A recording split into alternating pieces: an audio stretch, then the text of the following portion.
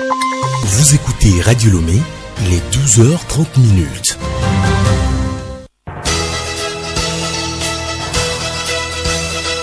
Le journal Yasmine Adoko. Madame, Monsieur, bonjour. Les titres de ce journal. Comment améliorer la sécurité des usagers de la route au Togo?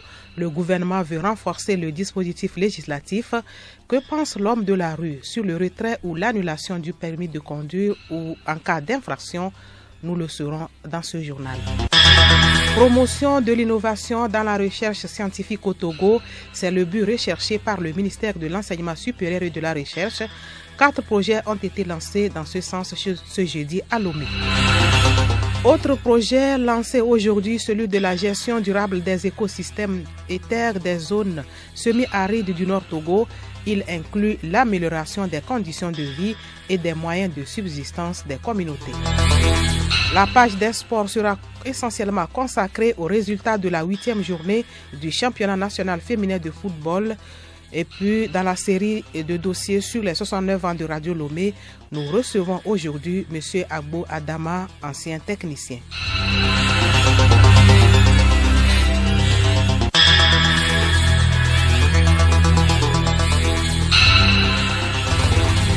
radiolomé.tg.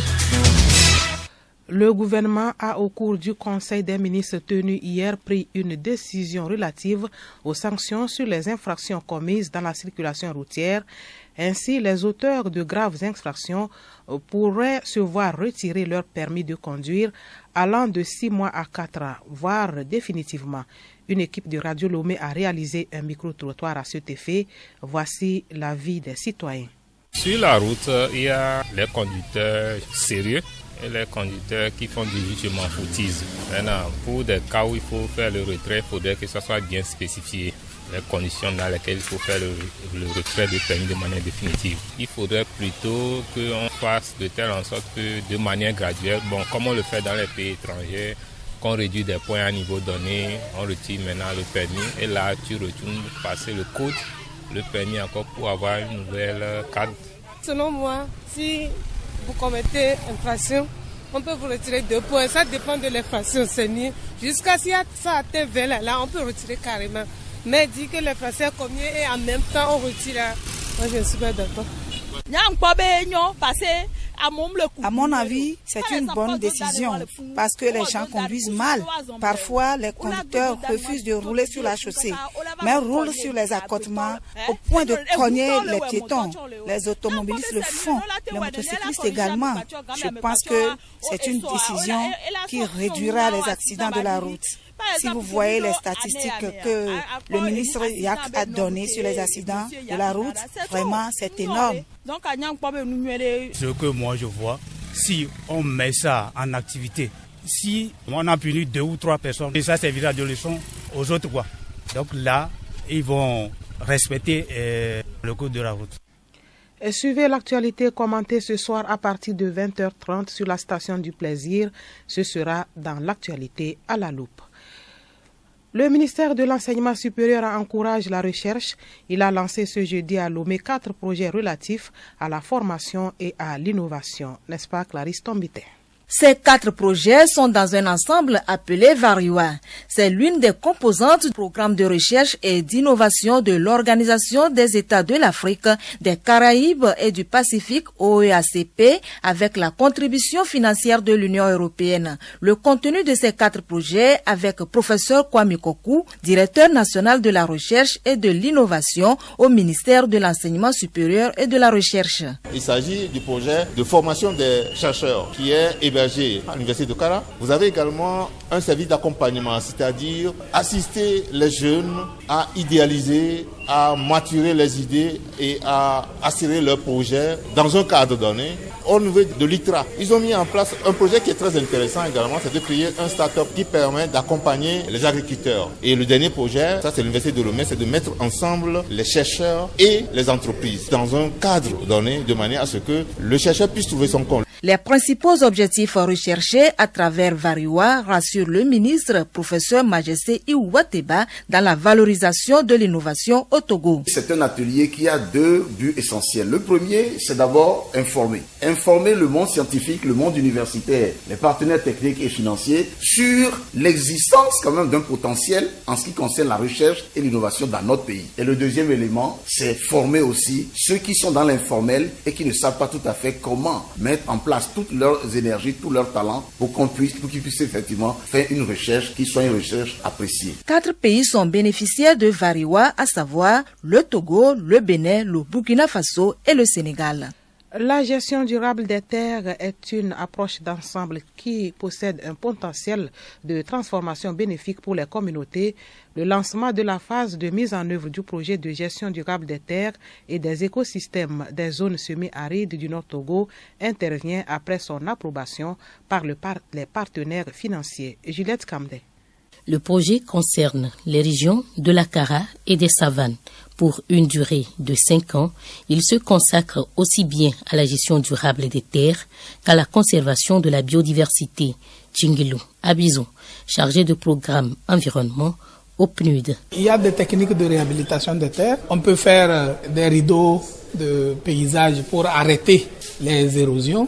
On peut mettre en place des infrastructures, par exemple les cordons pierreux, les techniques d'usaï. Il y a les questions d'agroforesterie, il y a les questions de reboisement, il y a les questions de promotion de certaines chaînes de valeur. La superficie des aires protégées qui vont faire l'objet d'une bonne gestion, ça fait plus de 420 000 hectares. Il y a 59 000 hectares de terres qui vont être réhabilitées, 37 000 hectares qui vont faire l'objet de bonnes pratiques de gestion des terres et 13 millions de tonnes équivalent CO2 qui vont être réduits. Ce projet relève d'un double défi, la gestion durable des terres et des écosystèmes et la réduction de la pauvreté. C'est le ministre de l'Environnement et des Ressources forestières, Folibazi Katari, qui a procédé au lancement de la mise en œuvre de ce projet. Écoutez Radio Lomé et vous avez tout le Togo dans votre maison. La pluie est abondante ces derniers temps à l'intérieur du pays, alors que la zone côtière traverse une saison sèche. Pour comprendre ce phénomène, Radio Lomé a approché la direction de la météorologie, Yao Kamake.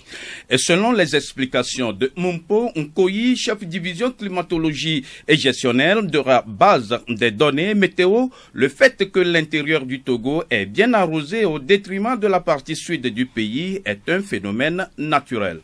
Actuellement au nord, il pleut. Nous sommes dans la grande saison des pluies. Généralement, cette saison des pluies court du mois de mai au mois d'octobre. Donc c'est normal qu'il pleuve à cette période dans la partie nord du pays. Au sud, la grande saison des pluies vient de prendre fin. Généralement, elle prend fin dans le coin du mois de juin, si elle est normale. Et si elle est tardive, elle va jusqu'à mi-juin. Nous sommes actuellement dans la petite saison sèche au sud du pays. Mpo Nkoyi justifie le fait que de gros nuages se forment sans plus ces derniers jours dans le ciel loméen et ses environs. En temps normal, la distance entre la Terre et le Soleil est de 90 millions de kilomètres. Mais la Terre a atteint le point le plus éloigné de son orbite par rapport au Soleil. Et la distance actuellement entre le Soleil et la Terre est de 152 millions de kilomètres. Donc pendant cette période, nous allons vivre un froid. Le vent froid dépourvu de vapeur d'eau. C'est la vapeur d'eau, c'est l'air riche en vapeur d'eau. Quand, en se levant, rencontre du courant d'air froide, ça se condense, ça donne plus. Comme l'air est dépourvu de vapeur d'eau, il ne peut pas avoir de pluie dans ces périodes. Mpo se prononce enfin sur le retour des pluies dans la zone côtière. Cette période de froid intense va durer pendant la période de mi-juillet, fin août. Et c'est en septembre qu'on peut attendre des pluies pour 2 mois environ. Les producteurs qui attendaient la deuxième saison pluvieuse sont désormais donc situés. Merci Yao Kamake. Parlons allaitement maternel. Le colostrum, premier lait d'une maman, est riche en nutriments et anti-infectieux. Ce lait jaune, appelé encore hors liquide, reste très important pour la survie des enfants. Dans la série de dossiers de sensibilisation sur l'importance du lait maternel, Madame Nabede Manyuleleng, sage-femme d'État en santé publique à l'hôpital de Baie, explique davantage. Après l'accouchement, le premier lait a une couleur jaunâtre. Nous l'appelons communément le colostrum. C'est un lait que longtemps les mamans ont considéré comme un lait sale, vu la couleur. Donc, un lait qui n'est pas bon pour le bébé. Mais bien au contraire, c'est un bon lait. C'est le meilleur lait pour le bébé. Il est semblable à un vaccin. Il contient beaucoup de vitamines et beaucoup d'anticorps pour la protection du bébé. Il protège le bébé contre les maladies avant les vaccins. Il renforce l'immunité du bébé. Il est très bon pour la digestion du bébé et le développement de son cerveau. Il est donc indispensable que les mamans aident nos bébés à profiter de ce lait jaune appelé le colostrum pour un bon développement du bébé. La nuisance sonore des bars et buvettes à Lomé et dans certaines villes du Togo devient un casse-tête chinois pour les riverains. Milek Agbokou s'intéresse à ce sujet. Ça devient la mode et chaque quartier de Lomé bouge chaque soir et les week-ends avec une sonorisation impressionnante dans les bars. Cela attire les clients et les excite à se plonger dans la consommation des liqueurs. Et les gens des bars et des buvettes là, leur musique ne gêne pas les gens. Tu dois avoir un regard un peu précis au bar avant de revoir les églises. Pour les bars, c'est trop parce qu'au niveau des églises, des fois, si on arrive à les aborder, ils arrivent à comprendre. Ces bruits stridents troublent la quiétude des riverains et ne leur permet pas d'avoir une vie décente. Des troubles de sommeil, le manque de concentration et le stress sont des maux au quotidien. Ça nous dérange trop. À cause de la musique, on ne dort pas vite. Je n'arrive pas à dormir car le bruit là, ça me dérange. Quand j'apprends aussi, ça me gêne. C'est pour cela que je n'arrive plus à rester dehors pour apprendre. Ma grand-mère est là-bas. Elle n'arrive plus à même écouter, mais ça lui dérange aussi. Donc, on prie au gouvernement de regarder côté sonorisation des bars. Ces nuisances sonores dans les bars le week-end avec des DJ causent des dégâts collatéraux à part ceux créés directement sur les humains. Si ils jouent de la musique, les tôles commencent par vibrer jusqu'à que les murs aussi, s'ils ne sont pas solides, les murs cassent. Si l'intensité de la vibration musicale saute les tôles, secoue les murs, qui à petits coups se dégradent et bougent les lits depuis les chambres, imaginez vous-même les dégâts que cela peut créer sur la santé humaine. Et vivement que des équipes munies de sonomètres fassent leur travail pour arriver au respect du seuil des 55 décibels. Car la liberté de sonorisation s'arrête là où commence le droit à la tranquillité publique de tous les riverains. Magazine agricole à présent, l'Institut togolais de recherche agronomique ITRA estime que la plupart des variétés d'arachides cultivées au Togo sont peu productives avec des rendements faibles. Pour rentabiliser cette culture, l'Institut conseille d'utiliser les semences améliorées et un sol approprié. Odette Spira. L'arachide doit être cultivé sur un sol léger, meuble et perméable, riche en matière organique. Il faut éviter les sols hydromorphes. Les précédents culturaux peuvent être du sorgho, du mil, du maïs ou du coton. Il faut éviter les précédents culturaux comme le voanjou, le soja, le niébé, le pois d'Angole ou l'arachide pour éviter de maintenir sur la parcelle les parasites nuisibles. Évitez de cultiver l'arachide sur le même sol pendant plus de 2 années consécutives, ceci pour réduire la pression parasitaire au niveau du sol. Pour augmenter le rendement de l'arachide, 13 variétés en provenance du Mali et 4 du Sénégal ont été introduites et testées au Togo avec succès. Les variétés d'arachide ICR 19BT et ICGV 01276 sont des variétés adaptées aux zones de production au Togo. Jeudi prochain, nous parlerons de la préparation du sol.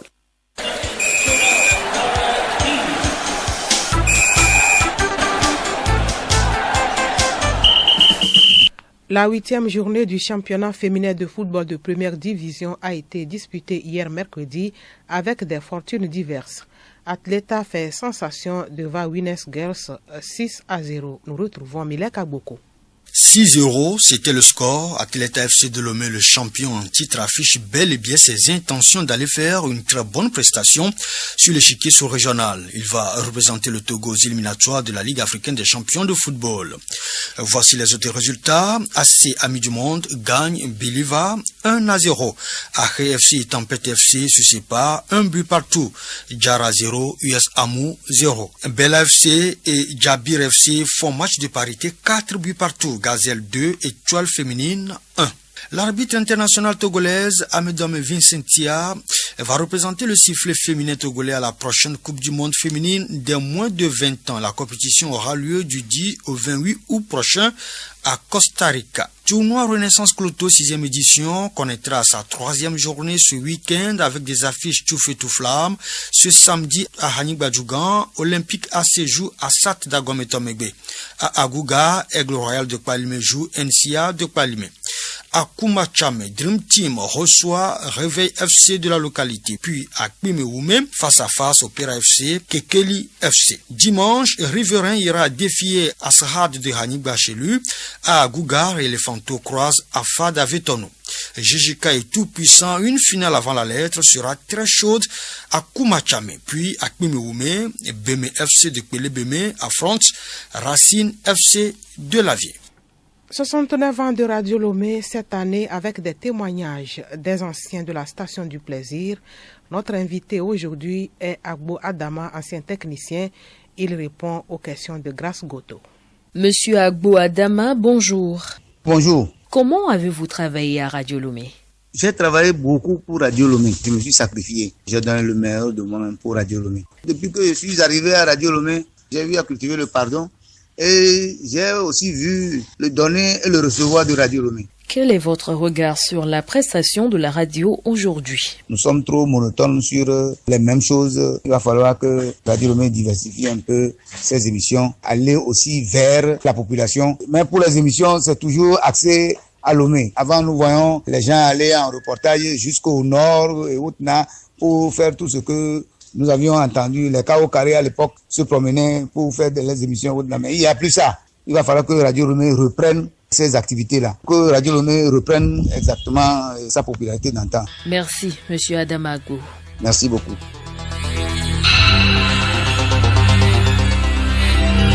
C'est la fin de cette édition dont voici le rappel des titres. Comment améliorer la sécurité des usagers de la route au Togo? Le gouvernement veut renforcer le dispositif législatif allant jusqu'au retrait ou l'annulation du permis de conduire en cas d'infraction. Et puis promotion de l'innovation dans la recherche scientifique au Togo, c'est le but recherché par le ministère de l'Enseignement supérieur et de la Recherche. 4 projets ont été lancés dans ce sens ce jeudi à Lomé. Merci d'avoir suivi le journal.